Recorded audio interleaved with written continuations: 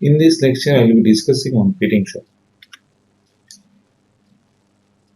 So what is fit? The degree of tightness or looseness between two mating parts is called fit.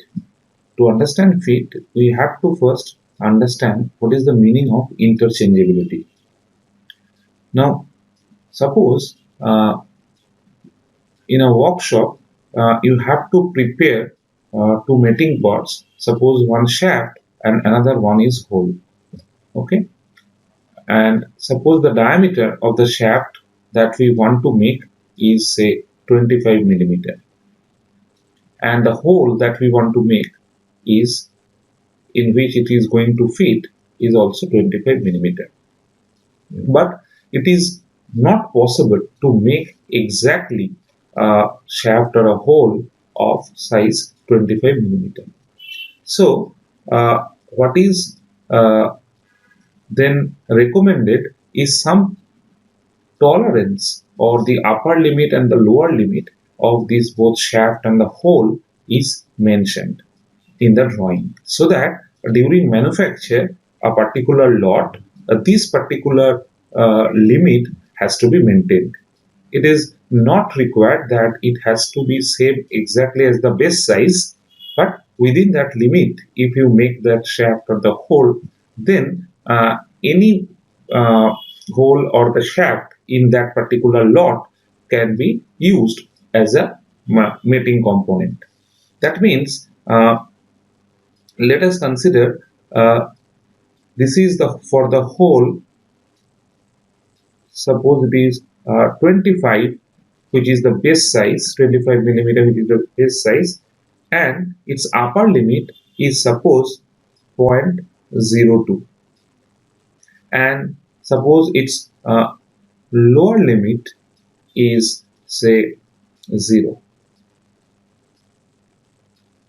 The lower limit is 0. So it means that within 25.02 millimeter to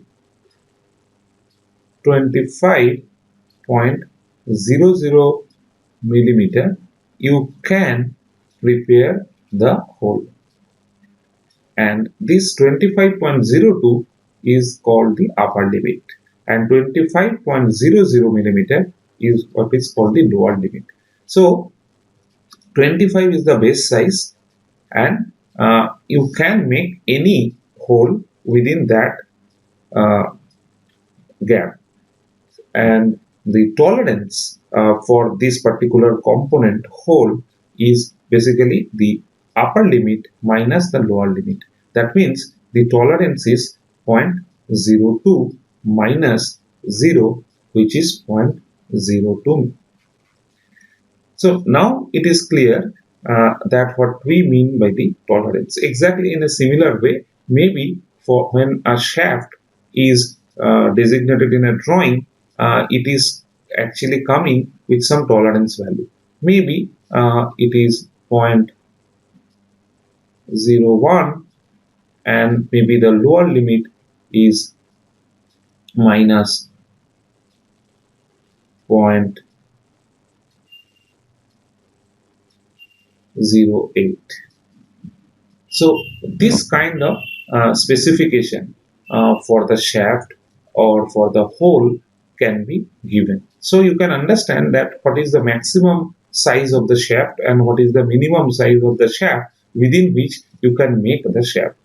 So this is the tolerance level that is mentioned along with the base size. So that now what happens, that a lot that is prepared with this particular specification, or a different lot, maybe with a different set of machines that is creating the whole, is prepared with this particular specification. Now for a particular kind of a feet, any shaft from this lot and any hole from this lot can be the mating part in that particular assembly. So this is what is the idea of interchangeability. So the idea of interchangeability is that you can choose any component from that lot or any lot and another component from the other lot, and they will be the mating part. In this way we can reduce the cost. Okay, we can save money, we can save time, and that is why this kind of tolerance and the fundamental deviation is specified. Now, after understanding this part, from this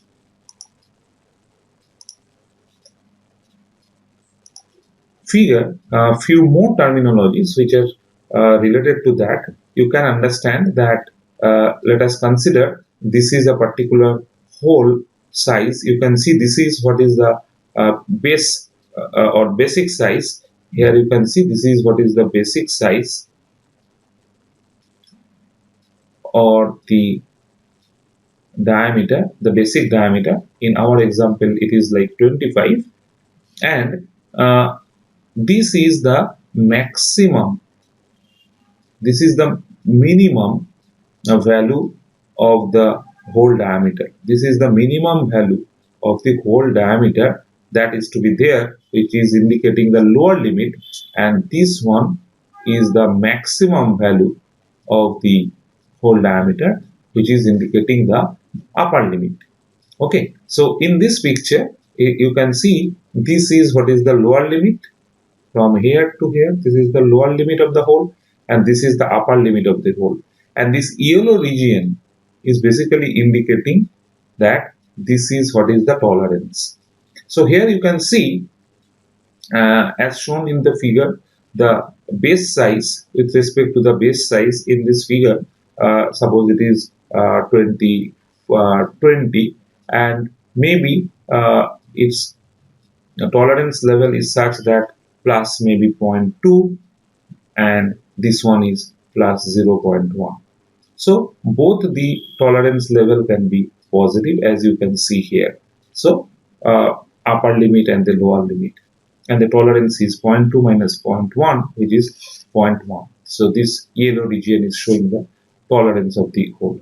Exactly in a similar way, you can see the maximum diameter of the shaft and the minimum diameter of the shaft are indicating the upper limit and the lower limit of the shaft in that particular lot. Okay, and the base size or the basic size is this one, and that has to be mentioned along with the tolerance level. Now, when the question comes related to the feet, you can see that feet can be of three different kinds. It can be of clearance feet, or it can be of interference feet, or it can be a transition feet. So what is the meaning of the clearance feet? By the clearance feet, we mean that in a particular lot, suppose this is lot 1 and this is another lot, which is say lot 2.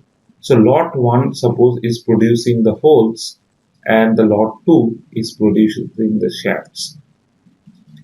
And if the fit is such that any hole that you can choose from the lot 1, any hole you can choose from the lot 1, and if you choose any shaft from this lot 2, you will always get a clearance between the hole and the shaft.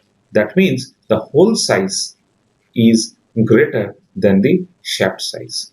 If this is the situation for any particular feet that is required, then that particular feet is called the clearance feet. So that means in a clearance feet, it will be always the size of the hole will be larger than the size of the shaft. Here you can see this is the lower limit of the hole. This is the lower limit of the hole, and this is the upper limit of the hole. Okay, and this is what is the base size of the hole. So and this is nothing but the tolerance region of the hole that has been shown. Now you can see, on the other hand, for the shaft, this is the maximum size of the shaft that can be prepared, and this is corresponding the minimum size of the shaft. This is the lower limit of the shaft, and this is the upper limit of the shaft. And here you can see the maximum size of the shaft is, the maximum diameter of the shaft is less than the minimum diameter of the hole. As you can see here in this diagram, that the maximum diameter of the shaft is less than the minimum diameter of the hole. So this particular feet which has been shown here is nothing but a clearance feet. Okay, so we can see that what we mean by the clearance feet. Now on the other hand, if you see the interference feet, in case of interference feet, you can see that the shaft size is always greater than the hole size. So for L1 and L2, two lots L1 and L2 is such that any hole you choose from lot 1 and any shaft you choose from the lot 2, if you try to fit them, you will find that this hole size is always less than the shaft size. That means it is not easy that you can push the shaft within the hole. So always you have to give some external force to insert the shaft within the hole. So this kind for the press fit is coming because of the interference of the shaft and the hole tolerance region. So you can understand what we mean by the interference fit. Now we come to the transition fit. In a transition fit, you see that lot 1 and the lot 2 is such that, say, lot 1 is producing holes and the lot 2 is producing shaft, but the lot 1 having the tolerance region shown here. So this is the tolerance region of the hole. Okay, and you can see this is what is the lower limit, right? And this is the upper limit of the hole, and this is what is the basic size of the hole or the shaft. Now you see that if this is the tolerance level of the hole, and if the shaft tolerance level is like this, if the shaft tolerance level is like this, then you can see it is possible that the size of the shaft and the size of the hole can be either there is some clearance between the shaft and hole, or there is some interference between the shaft and the hole. So both are possible. Here also, exactly in a similar way, if the shaft tolerance level is like this, so here also that same possibility that either interference or it can be clearance that is possible between the shaft and the hole. And here also you can see that all the possibilities are there. So that is why this is called the transition fit. That means both clearance as well as interference may be there if you try to fit this any component in the lot 1 with the shaft in the lot 2. Okay, so if the fit is defined in such a way that this kind of tolerance region is coming, then it will be under transition fit. Now, after understanding this much, I hope you can understand what are the different types of fit that is possible.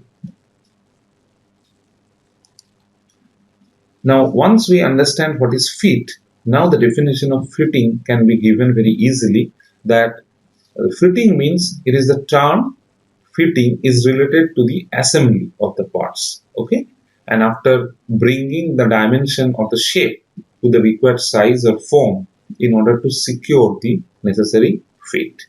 The operation required for the same are usually carried out on workbench is called the fitting work. Okay, so we can understand that different kinds of fitting operations through which we always try to change the dimension or change the shape so that two mating parts can fit according to the requirement. And what are the different types of feet already we have seen. Although in today's industry most of the work is done by the automatic machines that produces jobs with very good accuracy, but still it requires some hand operations like fitting operations.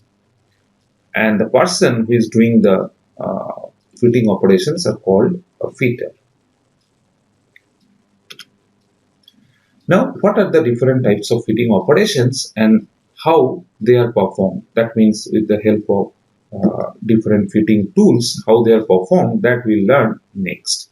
So what are the different fitting operations possible? Like deburring operation, measuring and marking, punching, sawing, chiseling, filing, inspection, drilling, reaming, tapping, dyeing, finishing. We'll see all these one by one. Now first let us see what we mean by the deburring process. The deburring is the process of removing the small imperfections known as bars from machined metal products. Rough file or the busted files. Okay, so busted files, the picture of the busted files you can see over there. So this is a flat busted file, and these are basically very rough files. These are not generally used for very fine finishing work. Okay, these files are respectively rough files. So a rough file or the busted files are used to remove these parts. Here in this picture you can see these are the bars. Those are required to remove, and these kind of bars are produced during machining or casting or different works. And finally, after with the help of this by the deburring process, which is actually done with the help of the busted file, you can make this kind of finishing. So this process is called deburring. So measuring can be of different kind, and different kinds of tools are used for that. So here you can see that the length measurement and the scribing line we can do with the help of steel rule and the scriber. So steel rule already you know, and with the help of a scriber we can draw straight line with the help of steel rule. So this is a very important measuring and the marking process used. Then to check the flatness and the squareness, we use the TrySquare. And here you can see the different parts of a TrySquare, like this part is called the blade and this one is called the stock. Now coming to the few more measuring and marking tools. Here you can see that for the precise measurement, we can use the vernier caliper or the micrometers. And here you can see that there is a movable there is a movable vernier scale that is attached with the jaw, and the main scale is there as well. And for the external dimension, we use the distance between these two jaw, and for the internal dimension we use these two ends. Like for a hole, if we want to measure, then you can see if this is the hole, with the help of these two jaws we can measure, and in that case definitely this particular vernier attached with this particular jaw is used for the vernier scale reading. For the inside dimension we can also measure with the help of inside caliper. Here you can see with the help of inside caliper we can measure some internal dimensions, and for the external dimension we can use the outside caliper. Okay, and we can use the divider for transferring dimension from one place to another place, and also it is used to scribing circle on a surface as well on a. And odd leg caliper or the hermaphrodite caliper, here you can see this particular caliper having one leg is bent like this, and This kind of caliper is used to draw parallel lines with respect to the edge. Here you can see this particular odd leg is moving with the edge, and if you just move, then this constant distance between these two legs is maintained. That means you will get a parallel line with respect to this edge. So that can be drawn with the help of odd leg caliper. Few more measuring and marking tools are shown here. You can see this is what is called the height gauge, and with the help of height gauge we can measure the height, but definitely in that case this height gauge is placed over the surface plate, and surface plate is generally made of cast iron, and it is generally leveled so that it is horizontal. The surface becomes horizontal, and then the height gauge is placed over it, and you can there is a scriber you can see attached with the height gauge, and you can measure a specific height from the surface plate. And the angle block, here you can see this is what is the angle plate, and this angle plate is used to rest this particular surface at an angle 90 degree with the surface plate. So this angle plate, the surface plate, or the height gauge, these are all used for the layout work on a job, as you can see. And here you can see that chalk is used as a marking tool, because initially the chalk mark is given on the surface, and after that, with the help of the scriber attached with the height gauge is used for the marking. Now, here we can see a very important uh, measuring and marking tool, which is the combination set. And in a combination set, you can see the different parts of a combination set.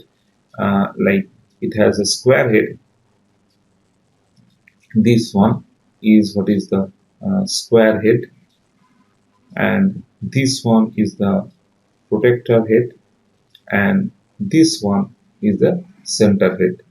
And there is one blade or the rule that is there, and their application, depending upon a particular application, one of the attachment is attached with the blade, and it is used. Here you can see in the first picture the center head is used to find out the center on a cylindrical object. Here you can see this center head is actually inserted within the rule, and then if you draw a line along the scale, it will be the diameter. Now you just rotate the center head, and you place it maybe here, and the scale will at that time will be according to along this line, and you will get the center, the cutting point of the two diameter. So this is the way how the center head is used in the combination set. Here you can see this particular surface, one surface of the square head is 90 degree, and the another surface, that means that this surface is at an angle 45 degree. So that means the two angles, that means 90 degree, or you can check the squareness of a surface. If this is an object, to check whether these two surfaces are 90 degree or not, you can use this region. That means one part will be the part of the ruler, and the other part will be this surface. This surface acts as a stalk, and this one will then act as a blade, like a tri-square. Here you can see this 45 degree angle also can be measured. Okay, so in this way square head can be used. Here you can see that we can also draw a line at an angle 45 degree with the help of a square head. And here you can see here there is a scriber. So scriber is actually inserted in a hole, and when scriber is required, that scriber is taken out from that hole, and that is used for scribing or marking on a metal surface. And this lock is actually used to set this blade with the square head. So exactly this kind of lock bolt is there, which is basically used for all the heads to attach with the scale or the rule. The protector head, you can see, since the angular marking is there, you can use marking at any angle with the help of protector head. Here you can see there is a spirit level as well in the square head, and the spirit level helps to check whether a particular surface is horizontal or not. So here you can see a particular angle is set in the protector head, and after that, with the help of a scriber, you can draw or you can mark a line at that particular angle. Now let me show you a video. Here you can see the different component of a combination set, like the square head. Here you can see the protector head, and here it is the center head, and this one is the rule or the ruler. And now to see the opposite side of the scale, you can see this particular slot is there that helps to attach the different heads into the ruler. And here you can see the 45-degree marking you can do with the help of that. Here is the spirit level to check whether a surface is horizontal or not. Now you see that how the square head is inserted into the ruler.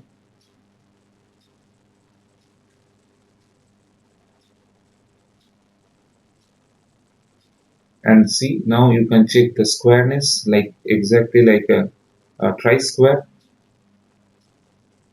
because this angle is 90-degree. You can also check the 45-degree angle.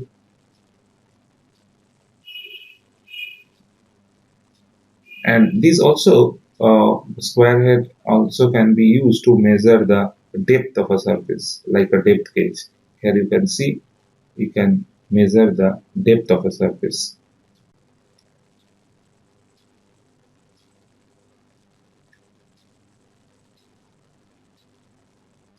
Next, the protector head. So exactly in a similar way, protector head can be set within the blade, and after that you can check the angle. Here you can see the angle is 90-degree. So it can also be set at different angle, and you can scribe line. You can check the angle here as well.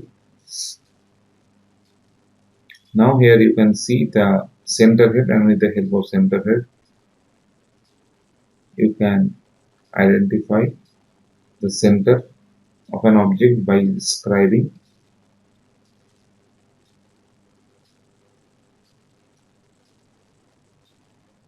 Here you can see the blade is set after attaching the center head, and then with the help of the scriber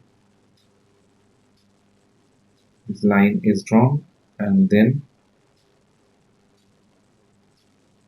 it is rotated and another diameter is drawn, and in this way we can find out the center.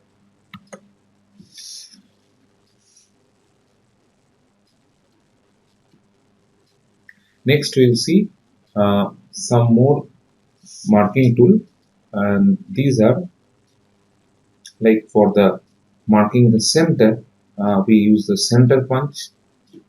Here you can see for the center punch the angle in the punch that is used is 90-degree. The point angle is 90-degree, and there is a grip so that you can hold it, and then with the help of hammer you can punch, and you can see that the grip is nulled, so that so that the friction will be higher, you can grip easily.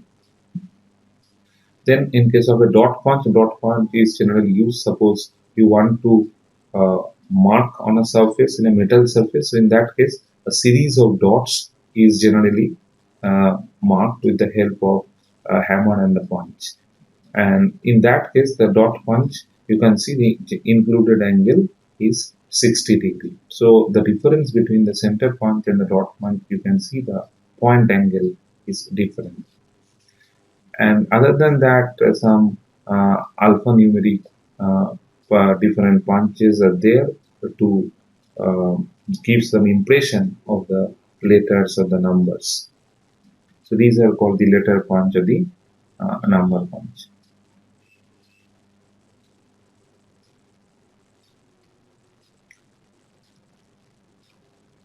Next, we'll see the measuring uh, surface gauge. So this surface gauge is fixed type. Uh, in this surface gauge, you can see that one scriber is attached, and this scriber having two heads. One of the end is bent, and another one is straight. So this is used to draw or mark lines which is parallel to the base. So generally the surface gauge is placed over the surface plate, and on a particular surface with the help of the scriber you can draw a line parallel to the surface plate on which the base is there. And it is also used to check the parallel surfaces with respect to another surface, and in that case the bent uh, end also used.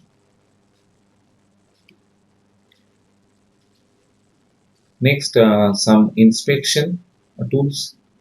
These are used for checking the wear diameter. You can see this one is used for different diameter. Wear diameter is actually marked.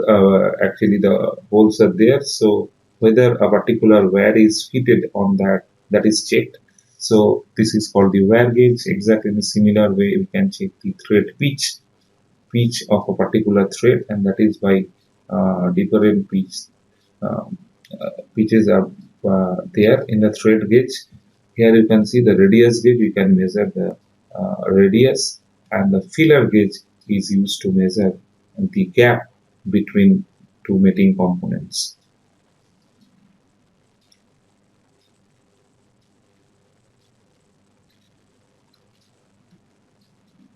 So for holding tools, we can use the bench vise. Already you know the different parts of the bench vise.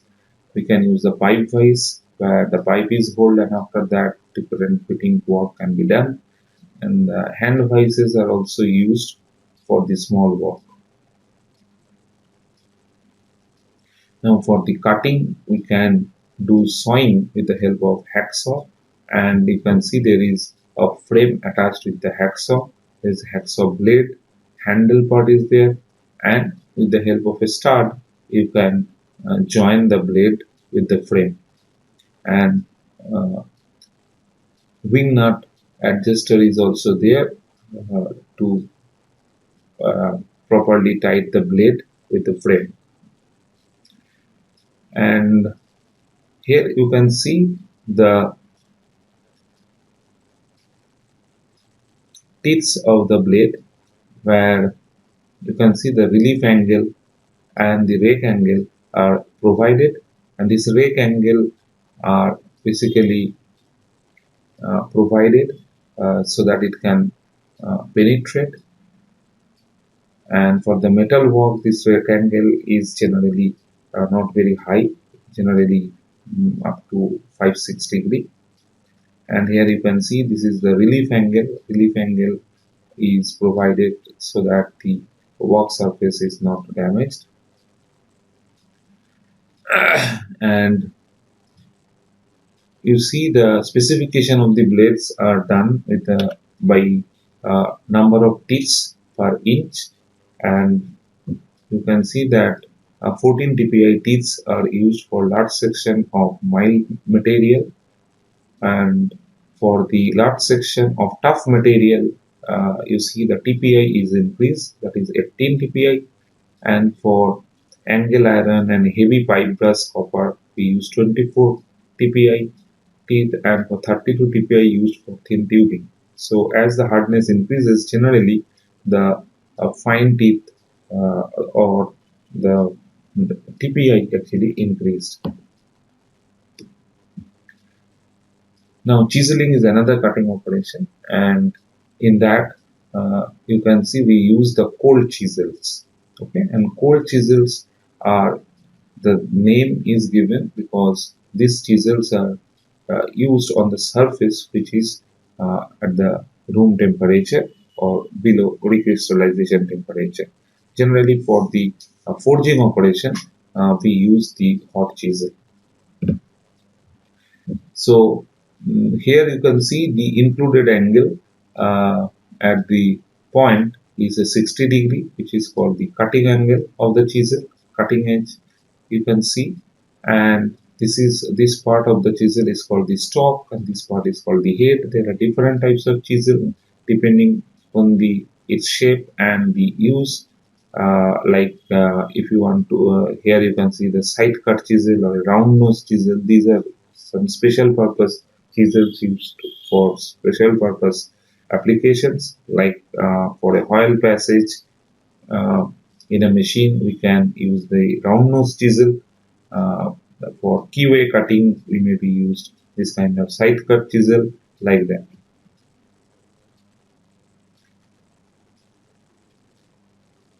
Next we can see the different filing operations, different files that are used, uh, and file can be of different kinds depending upon the cross section of the file. Like it can be half round, it can be square file, or a round file, or a flat file, or a triangular file, or the file can be depending upon the roughness. It can be of different kind, like rough file or a bastard file or a smooth file, the second C file. So these are depending upon the smoothness. File also can be of different kind, and the different parts of the file, as you can see in the figure, uh,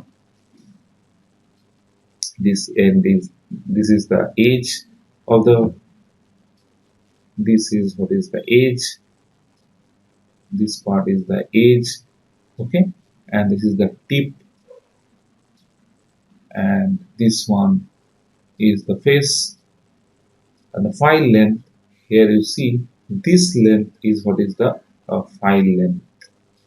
Okay, this length is the file length. This is one of the specification of the file. Other than the cards, there can be single card or the double card. So there are different kinds of, based on the surface roughness they are of different kind, depending upon the cross section they are of different kind. Okay, next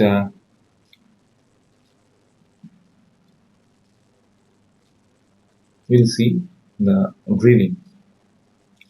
Now drilling, for creating the hole in a metal piece, one of the option is definitely drilling, and drilling can be done with the help of a drilling machine.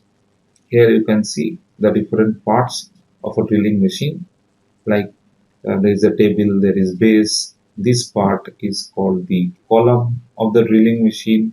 Electric motor is attached over there. This part is called the head. Hand wheel is there to move the uh, drill bit along with the chuck. And here you can see chuck where the drill bit is set. These are the different parts of a drilling machine. Now let us see that what are the different kinds of drill bit. This is basically the cutting tool, and you see that there are two different kinds of drill bit possible. One is the straight shank drill, where you can see this part, is called the shank, and this shank is straight. There is no taper present over there. And this one is a taper shank drill, where some taper is there in the shank portion. Now, how this particular drill bit is fitted in the drilling machine. In case of a straight shank drill, to fit it in the drilling machine, it requires a chuck. So this particular tool is hold with the help of a drilling chuck. So here you can see the picture of the drilling chuck, and this one is the drill chuck key. This one is the drill chuck key. With the help of this chuck key, we can loose or we can tight the jaws of the uh, chuck. So here you can see there is a 3-jaw chuck, which is basically universal chuck. So by adjusting a particular jaw, automatically the other two are adjusted or centered. So there is no problem of centering of the drill bit axis. And here you can see uh, this part, this particular chuck, there is some arbor behind the chuck, and in the arbor there is some taper present. So this arbor is attached with the chuck first, and in the arbor there is Morse taper cut, and this Morse taper arbor is now fitted within the sleeve. So this particular kind of a sleeve is present in the drilling machine, uh, and this particular sleeve is used to hold that Morse taper. So in the sleeve as well, the taper is there, and that particular arbor goes into the sleeve, and then it is connected with the drilling machine. In case of a taper shank drill, there is no need of any drilling chuck, because since it is a taper shank drill, so that is why it directly goes into the sleeve, and then sleeve is attached. Okay, and to remove the arbor from the remove the arbor, or to remove the taper shank from the sleeve, there is a key that is called the drift key, which is used. Now, let us try to visualize the different component of a drill bit. Different component of a drill bit. So here you can see different parts, rather not component. So here you can see this is what is the shank part, and now the hole, the passage through which the chip can come out, that particular passage, spiral passage, is called the flute. Okay, and you can see some helix angle is provided, and here you can see this is the drill axis, and this is what is the diameter of the drill bit. Now, uh, here you can see this is basically the cutting edge. This is called the cutting lip or the cutting edge. So this is what is the cutting edge through which the material is cut. Okay, and here you see this is what is the chisel edge. Remember, this chisel edge is not the doing any cutting operation. Okay, so this is, remember, what is the cutting operation that you can see uh, at cross-sectional view. This is what is the uh, cutting lip, which is basically the where the cutting is taking place, and margin is basically this region. Here you can see a region which is called the margin, and throughout this is the, and here you can see the wave, this portion, the central solid portion, which is going throughout the, there is a very small portion, a small diameter, where the material of the drill is solid. Okay, so that part is called the wave. that solid part is called the wave. Okay, so here you can see this is what is the wave thickness. So this is the solid part. And the point angle, here the angle which is formed is called the point angle. And in case of a twist drill, you can see the point angle is around 118 degree. So this is important. You have to remember it is 118 degree. Okay, but definitely for a harder material, when we cut very hard material, in that case, maybe this angle may be more. Okay, and for a softer material, this drill bit angle may be lower than that. Regarding the material of the drill bit of can be of different kind.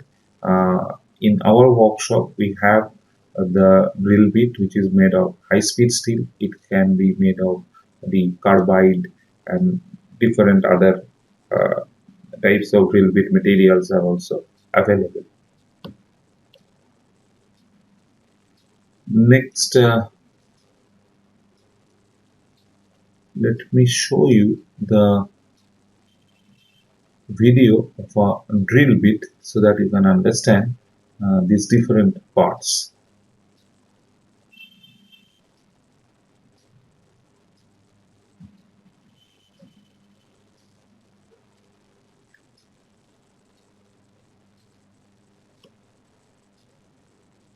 So here you can see the drilling operation, and the cutting fluid is continuously supplied, and through the passage of the flute, you can see the chip is coming out.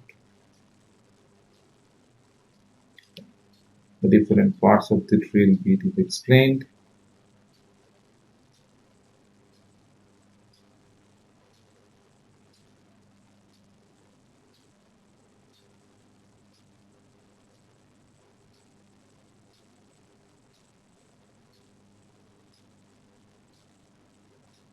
So here you can see the flute is allowing to flow the cutting fluid and the chip can come out. So here you can see the helix angle which is provided on the drill. The helix angle can be small or large, and accordingly it is called slow spiral or fast spiral drill.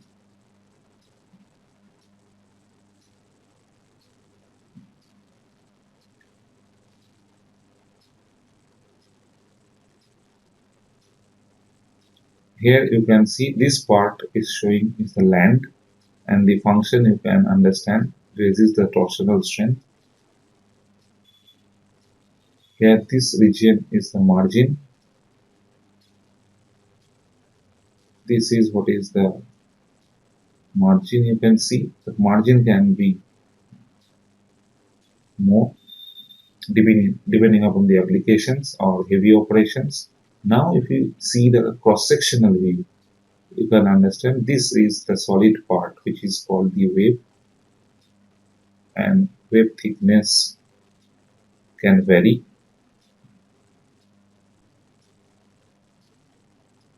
And it can be parallel or a small taper may also be there.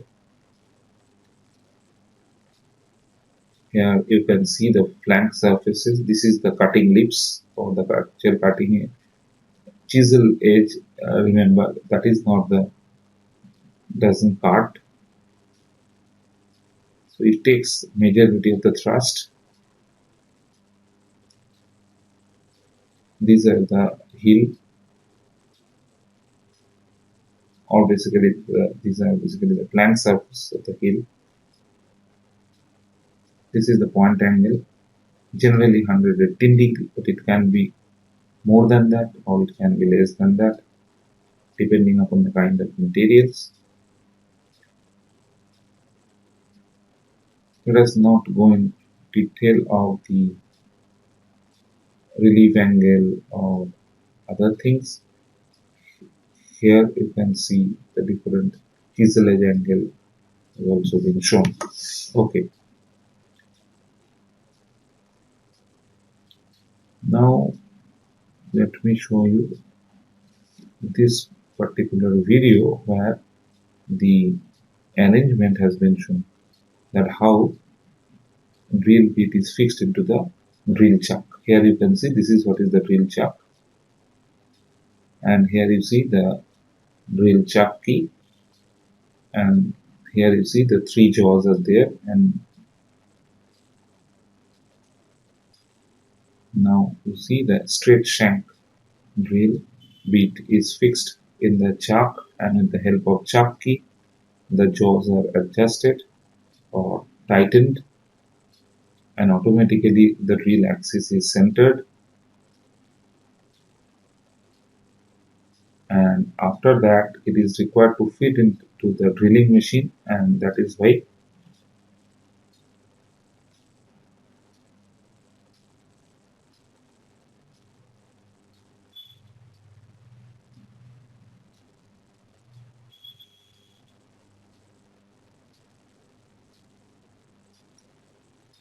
here you can see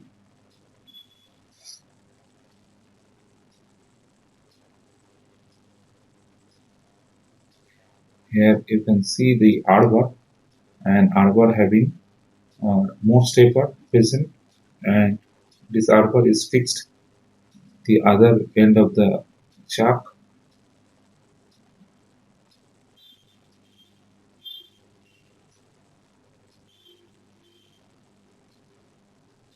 and the arbor is fixed, and then it is inserted into the sleeve. Here you can see sleeve having the similar taper, and now it is fixed into the drilling machine. So this is the way how, this is what is the drift key that is helping to remove the arbor from this attachment.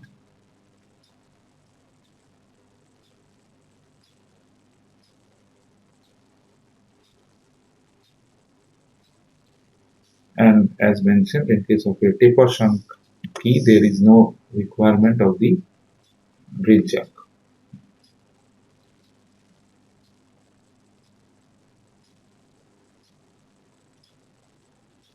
Next, reaming operation. Reaming operation is used to create smooth hole on an existing drill hole with the reamer. A reamer is the tool which is used for the reaming operation, similar to the drilling, but uh, uh, for the reaming operation, existing hole should be there, and then the reaming operation is done. Definitely, the surface roughness or the smoothness is better in case of a reaming if you compare with respect to drilling. Generally, reaming is done after.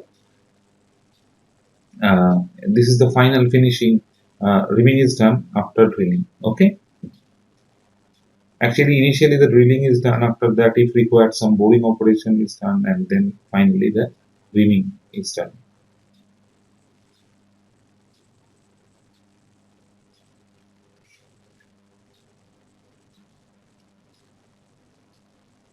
Then for the internal thread, uh, the that can be cut with the help of this operation. It is called the tapping operation. And for the tapping operation, 3 sets of tap are used one by one. This is the first one, which is the taper tap, and with the help of a tap wrench, as you can see, this is what is the tap wrench, and then the uh, one tap is first fixed on the wrench, and then with the help of this tap wrench, thread is cut on the hole. Okay, so initially a taper thread uh, uh, taper tap is used. Here you can see 8 to 10 threads are taper. Okay, so if you count from the uh, top, you will find that uh, if you count from the bottom, you will find that 8 to 10 threads they are taper, and these are basically the straight. There is no taper in this region. Okay, but 8 to 10 from the bottom they are taper. So initially, since this is a taper, so initially this part goes very easily within the hole, and after that, this is the region where the threads are mainly cut. Then 3 to 5 threads which are taper in case of a plug tap. So plug tap is the second tap in the set which is used. So initially the taper tap is cut on the hole, then with the help of plug tap we cut the thread in the hole. And here you see 3 to 5. That means we are gradually increasing the threads. And finally, in the bottoming tab is used in the step 3 for the finally and 1 to 1.5 threads. So almost throughout within the whole now thread will be cut. Okay, so this is the order how the tab set is used. Now this is very important that what should be the particular uh, drill bit size that you will take for that. Suppose you have to create a hole and it is written that it will have some internal thread of say M6 into say 1. M6 into 1. So this is basically a metric thread uh, and you can see this 1 is the pitch. 1 is the pitch. And this 6 which is used uh, as the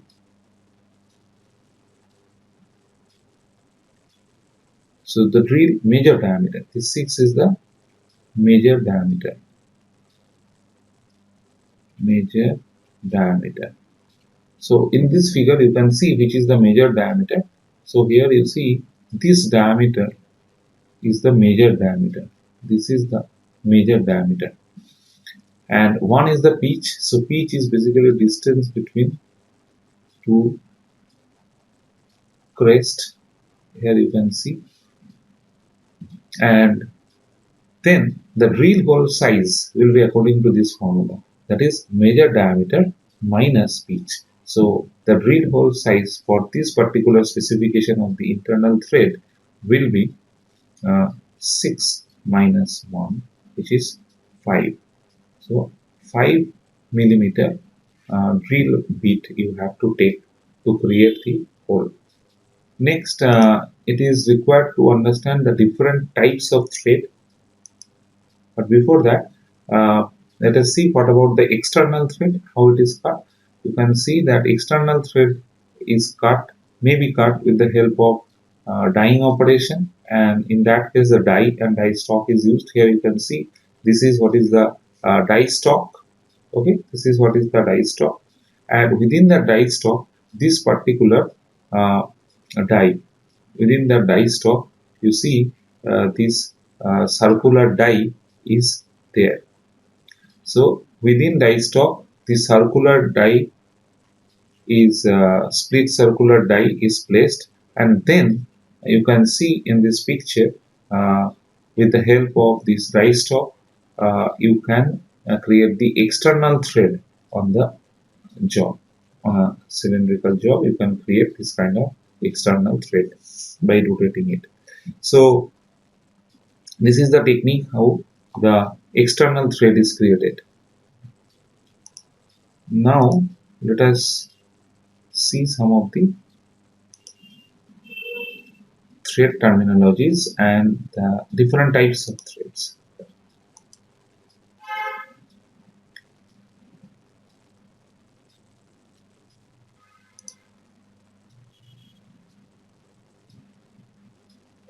So this region, which is called the crest, this inclined surface is called the flank, this is what is the root. Here you can see this is the helix angle.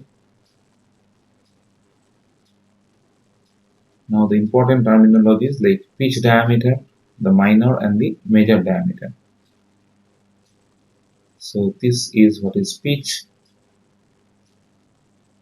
this is what is thread angle, and this is thread depth. Now what are the different types of threads possible? We'll see. First we'll see the metric thread.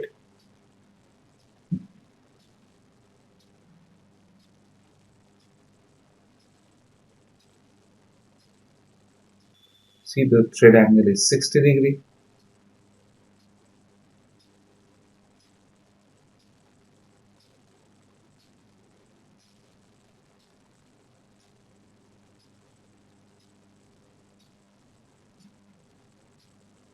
Here just you try to observe that at the crest you see the surfaces are flat, and at the root it is in having some radials. Okay, so it is curved. So these are the things that you have to remember. These are the general purpose use. These threads are used, and how they are specified. You can see that M8 into 1.25. So that means 1.25 is basically the pitch of the thread, and 8 is the major diameter, and M indicates it's a metric thread.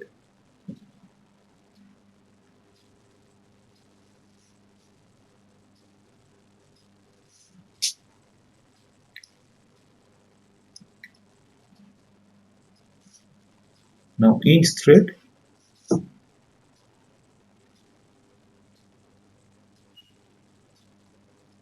you see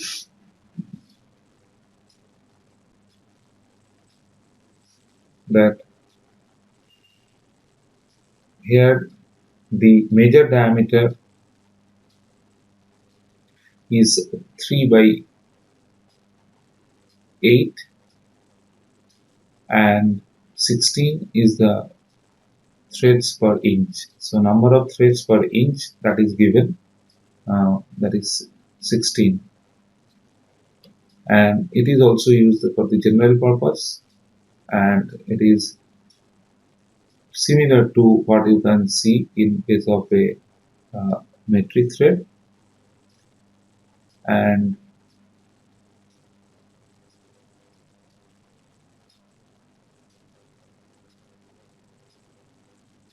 next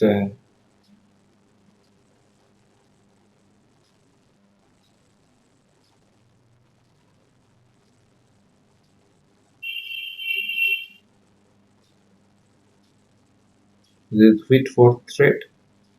You see that now both crest and root are curved, and included angle of the thread angle is 55 degree.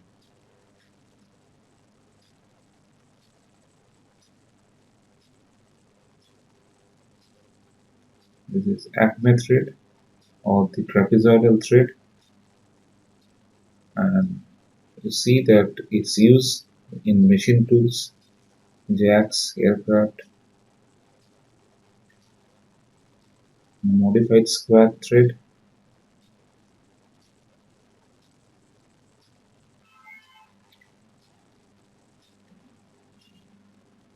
high transmission efficiency is the main criteria. Remember, it is also trapezoidal, but the included angle is very small, 5 degree. Now buttress thread,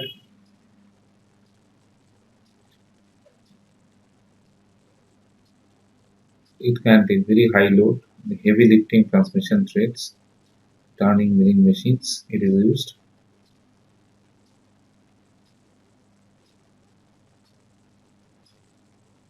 Sharp V threads,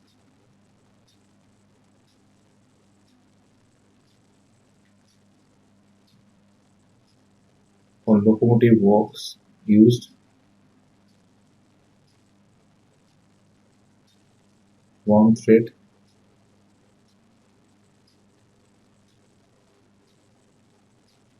it's also like the trapezoidal thread. Good transmission efficiency for power transfer, this kind of threads are used.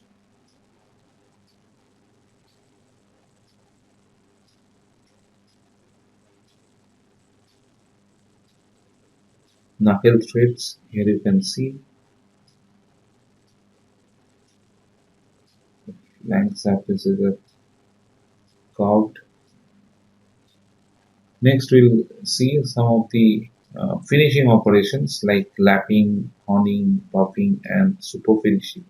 They are the finishing operations, and for the very smooth finish, finally, after grinding, basically this kind of lapping or honing or buffing, super finishing, this kind of operations are done.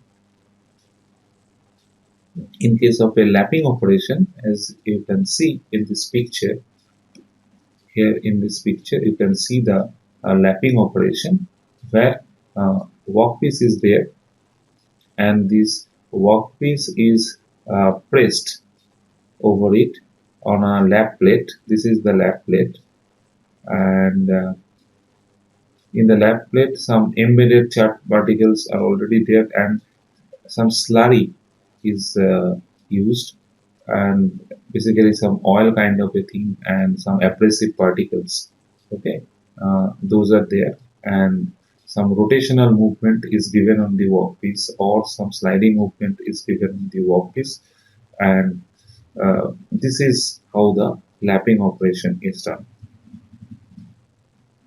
Now coming to the honing operation, you can see that in this picture, these are the honing stones. These are honing stones, and suppose this is some hole in which you want to finish the hole with the help of honing operation. So in that case, you can see the reciprocating motion of the uh, honing tool is done, as well as this honing tool is rotating. So both reciprocating and the rotating motion of the tool create the surface, and the this kind of a cross hatch pattern is created on the surface. So this is what is the honing operation. Now coming to the buffing operation, here you can see the buffing operation is done where some uh, wheel is used, some rubber wheel or some leather or cotton wheels are used, some cotton is there, and over that some buffing mixture that is used, and then this wheel is rotating, you can see, and some surface is polished with the help of this particular buffing mixture, and this process is called the buffing. Polishing is also similar kind of a thing. In that case as well, there is on a wheel, on a leather wheel or rubber wheel. But in that case, the abrasive particles are embedded within that particular wheel. Okay, it is not loose like buffing. Okay, so that is what is the polishing operation.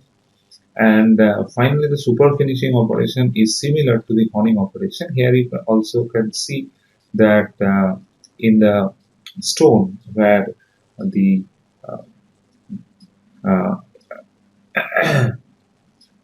this stone which is used for the super finishing operation, that is having both the reciprocating motion as well as the rotating motion, and the surface which you want to do the super finishing, you will find that this kind of a marking will be there. So to some extent this honing operation and the super finishing operations are similar.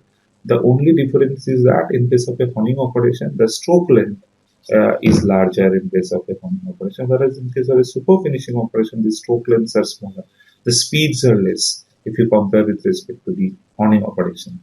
The speeds of the honing operation is more, whereas the speed of the honing operation is super finishing operation is less. Here also you can see that some pressure is given on the stone, and then it is rotated. That means it is reciprocating as well as the job is rotating. So this kind of surface is prepared, and these are here is a comparison that if you see that lapping operation, honing operation, you can see the surface finishing is very high. Here you can see the surface finishing is very high, as you go in this direction, the surface finishing is more. And if you see the honing operation, so this is the honing operation, surface finish. Uh, Lapping operation, surface finish is this one. So that is also very good. And super finishing is very high. So here you can see this is the honing. Uh, this is polishing. This is polishing. This is honing. This is lapping, and this is super finishing.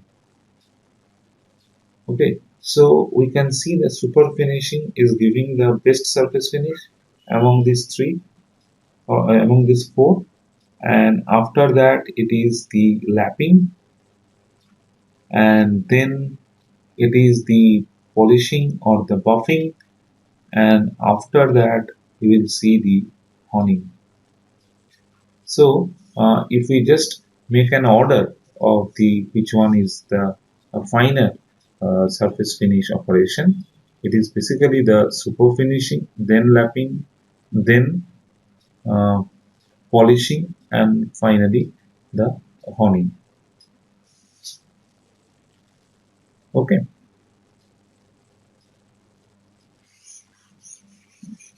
Now here are some videos of these operations that I can show you.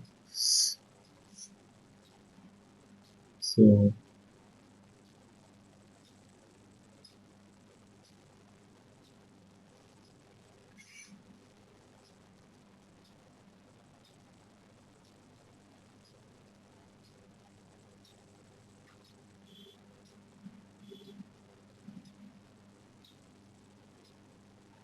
So here you can see the slurry means some oil and abrasives are there on the lap plate, and the job is given some motion along with the pressure with the help of a hand, and this is what is the lapping operation. Here you can see some rotary motion is given on the lap. So different way we can do the, let me show you. So these are the abrasives and some oil kind of a thing. It will create some slurry, and then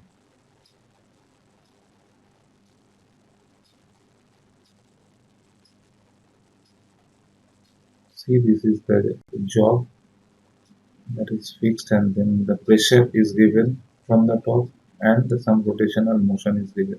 So this is how the lapping operation can be done. Next, let me show you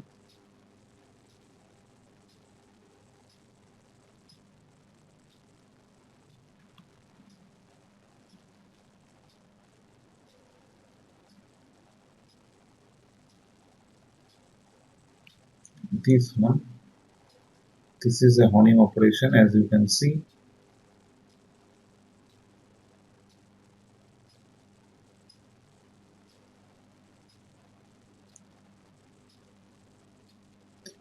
Here you can see the honing stones. It is having abrasive sticks are there. So both reciprocating and rotating motion is taking place of the honing stones. Coolant is also supplied.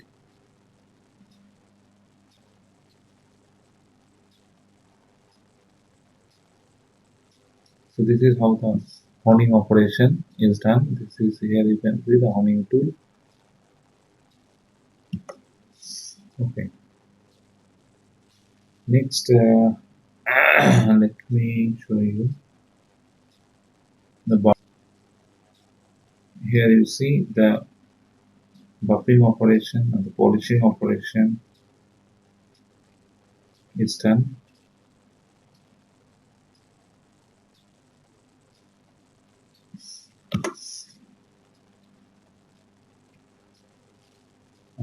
Finally, we will see the super finishing operation. So here you can see that roller is fixed, and then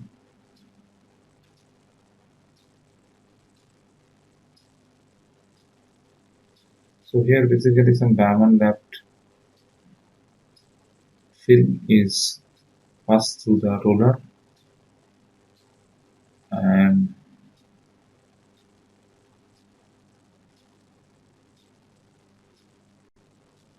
if you see that both reciprocating motion as well as the rotary motion is going on, reciprocating, this kind of vibratory reciprocating motion, oscillatory motion, and the rotational motion is going on.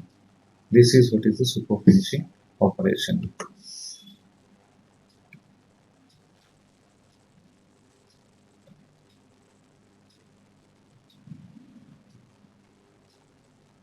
Thank you.